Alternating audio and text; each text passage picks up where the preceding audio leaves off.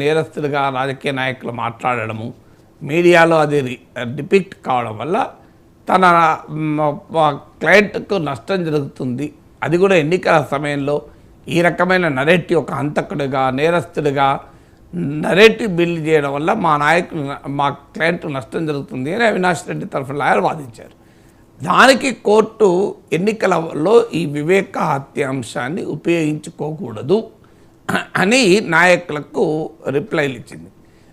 అందువల్ల ఆ మేరకు మాత్రమే కోర్టు ఇచ్చింది. దుష్ప్రచారమా సత్ప్రచారమా కోర్టులు కంక్లూజన్లో స్టేట్మెంట్లు ఇవ్వవు.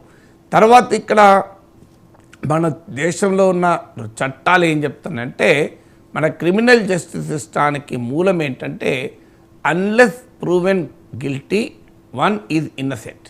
This is the basic assumption of India's laws. మన దేశ క్రిమినల్ జురిస్ప్రుడెన్స్ అంటారు. అంటే స్మృతికి సంబంధించిన నేరాలకు సంబంధించిన న్యాయశాస్త్ర సూత్రం ఏంటంటే the presumption is that unless proven guilty one is innocent. So ఎవరైనా నేరస్తుడుగా రుజువయ్యేంత వరకు ఆయనను నేరము చేయనట్టుగానే భావిస్తారు.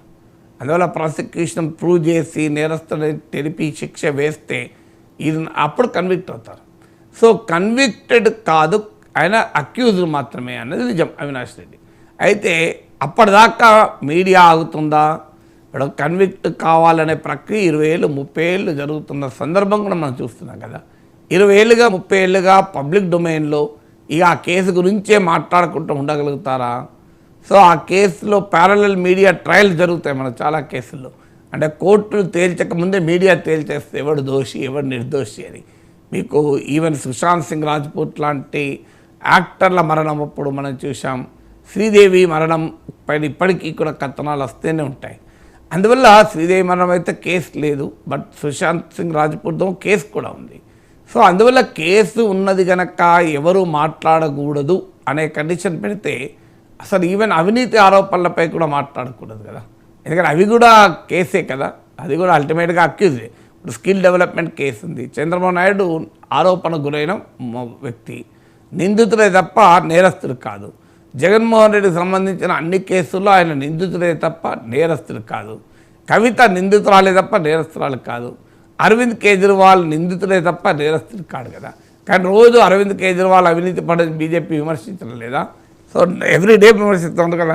చంద్రబాబు నాయుడు స్కిల్ డెవలప్మెంట్ కేసును వైసీపీ ప్రస్తావించకుండా ఉంటుందా? అందువల్ల it's a very sensitive issue, very dilemma దీన్ని. ఒకవైపేమో తాను నేరస్తుడిగా కోర్టు నిర్ణయించకముందే తను నేరస్తుడిగా ఎలా ప్రకటిస్తారు రాజకీయ పార్టీలకు కానీ మీడియానికి కానీ ఆ నిందితుడి వాదన. కానీ అదే సమయంలో కోర్టు విచారణ 20 ఏళ్ళు 30 ఏళ్ళు నడుస్తుంది. 30 ఏళ్ళు నడిచేదాకా ఈ అంశాన్ని అసలు పబ్లిక్ డొమైన్ ముట్టుకోకూడదు, పొలిటికల్ డొమైన్లో దీన్ని ప్రశ్నించకూడదు అనేది ఉంటుందా? ఈ క్వశ్చన్ అయితే వస్తుంది. అందుకే ఈ తీర్పు విస్తృతమైన ఇంప్లికేషన్స్ ఉన్నాయి. అయితే ఇప్పటికైతే ఎన్నికల్లో దీన్ని ఆయుధంగా వాడకూడదు అని. కానీ అది ఎలా ఆపగలుగుతారు? నాయకులు మీరు రెస్ట్రైన్ చేయగలుగుతారు. సోషల్ మీడియా ఆర్మీ ఉన్న రోజులు ఇవి. సోషల్ మీడియాను రెస్ట్రైన్ చేయగలుగుతారా? So it's very difficult to enforce it also. రాజకీయాల్లో ప్రజలు అల్టిమేట్గా నిర్ణయిస్తారు. అలానా వాళ్ళు హంతకుడు అని ప్రత్యర్థులు అన్నంత మాత్రాన ప్రజలు ఎలా తీర్పు చెప్తారని కాదు కదా. కోర్టులోమో ఎవిడెన్స్ ఆధారంగా తీర్పు చెప్తాయి, ప్రజలేమో పర్సెప్షన్ ఆధారంగా తీర్పుతారు. వాళ్ళకి ఎవిడెన్స్తో సంబంధం లేదు కదా. అందువల్ల అల్టిమేట్గా ప్రజా కోర్టులో తేలాల్సింది వేరే ఉంటుంది, జనరల్ లీగల్ కోర్టులో తేలాల్సింది వేరే ఉంటుంది కదా. సార్ మరొక విషయం సార్, ఇప్పుడు కేజ్రీవాల్ సంబంధించినటువంటి అంశం. కేజ్రీవాల్ మామిడి పండ్లు తింటున్నాడు బ్లడ్ షుగర్ లెవెల్స్ పెంచుకునేందుకు, ఇటు మెడికల్ బెయిల్ కోసం కావాలని ఇలా చేస్తున్నారు అనేది కేజ్రీవాల్ డేట్ వివర్ కూడా కోర్టు కూడా అడిగింది. అంటే ఈడీ వాదనది మామిడి పండ్లే కాదు, ఆయన స్వీట్లు కూడా తింటున్నాడు అని. మామిడి పండ్లు స్వీట్లు తిని ఆయన షుగర్ లెవెల్స్ పెంచుకొని ఆ షుగర్ లెవెల్స్ పెరిగాయి కనుక బెయిల్ ఇవ్వమని అడుగుతారని. షుగర్ లెవెల్స్ పెరిగినది మాత్రం బెయిల్ రావాలని కూడా ఏం లేదు కదా. షుగర్ లెవెల్స్ పెరిగితే దాన్ని చికిత్స తీసుకోండి అని అంటారు. ప్రభుత్వ డాక్టర్లు ఉంటారు, దాన్ని చికిత్స ఇస్తారు. కాదంటే ఇంటి నుంచి ఆహారం సప్లై అయినట్లు మీ హోమ్ డాక్టర్, హోమ్ ఫిజిషియన్, అంటే మీకు సన్నిహితులైన మిమ్మల్ని రెగ్యులర్గా చూసే ఫిజిషియన్ కూడా చూసి ప్రిస్క్రైబ్ చేస్తే ఆ మెడికేషన్ మేము ఇక్కడ ఫాలో అవుతామంటారు. ఎందుకంటే షుగర్ లెవెల్స్ పెరగడం అదేమి సీరియస్ ఇల్నెస్ కాదు కదా. దేశంలో చాలామంది షుగర్ లెవెల్స్ పెరిగే ఉంటాయి. అందువల్ల షుగర్ లెవెల్స్ పెరిగినంత మాత్రాన మెడికల్ బెయిల్ వస్తుందా అనేది క్వశ్చన్ మార్క్. తర్వాత బెయిల్ కొరకు తన ఆరోగ్యాన్ని చెడగొట్టుకుంటారా? సీట్లు తిని మామిడిపాలు తిని తన ఆరోగ్యం చెడగొట్టుకుంటే బెయిల్ ఏమో వస్తుందేమో, కానీ ఈ లోపల కిడ్నీలు దెబ్బతింటాయి, హార్ట్ దెబ్బతింటుంది. అందువల్ల ఆ రిస్క్ ఎవరైనా తన జీవితాన్ని తన ప్రాణాన్ని ఫనంగా పెట్టి బెయిల్ కొరకు వ్యవహారం నడుపుతాడా? సో ఎంత హయ్యర్ లెవెల్కి పెరగాలి, సీట్లు తిని భారీగా హయ్యర్ లెవెల్కి పెరిగితే కదా.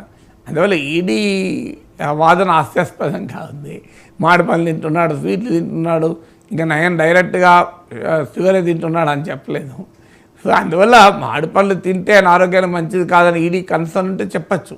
మామిడిపళ్ళు వల్ల షుగర్ లెవెల్ పెరుగుతుంది, స్వీట్లు తినడం వల్ల షుగర్ లెవెల్ పెరుగుతుంది. చాలామంది దేశంలో షుగర్ ప్రాబ్లం ఉన్నవాళ్ళు కూడా ఈ పని చేస్తుంటారు. ఇన్సులిన్ తీసుకునే వాళ్ళు కూడా స్వీట్లు తినే వాళ్ళు నేను చాలామంది చూశాను. ఇన్సులిన్ తీసుకునే వాళ్ళు కూడా మామిడిపళ్ళు తినే వాళ్ళని చాలామంది చూశాను. అందువల్ల తినడమే టాబ్లెట్లే కావాలని ఇంకో టాబ్లెట్ ఎక్కువ వేసుకుంటాం, ఇంకో డోస్ ఇన్సులిన్ ఎక్కువ వేసుకుంటాం అనే వాళ్ళు కూడా ఉంటారు. అందువల్ల మరి కేజ్రీవాల్ కనుక ఆయన మామిడిపళ్ళు చాలా ఎక్కువ ఇష్టం ఉండి, స్వీట్లు ఎక్కువ ఇస్తుండే, అప్పటికే ఆపుకోలేకపోతున్నాడా, షుగర్ లెవెల్ పెరిగినా మంచిగా మందులు వాడదాం, మొదలైతే ఇవి తిందామనుకుంటున్నాడా మనకు తెలియదు. బట్ ఏదైనా మెడికల్ బెయిల్ కోసం ఈ రకంగా తన జీవితాన్ని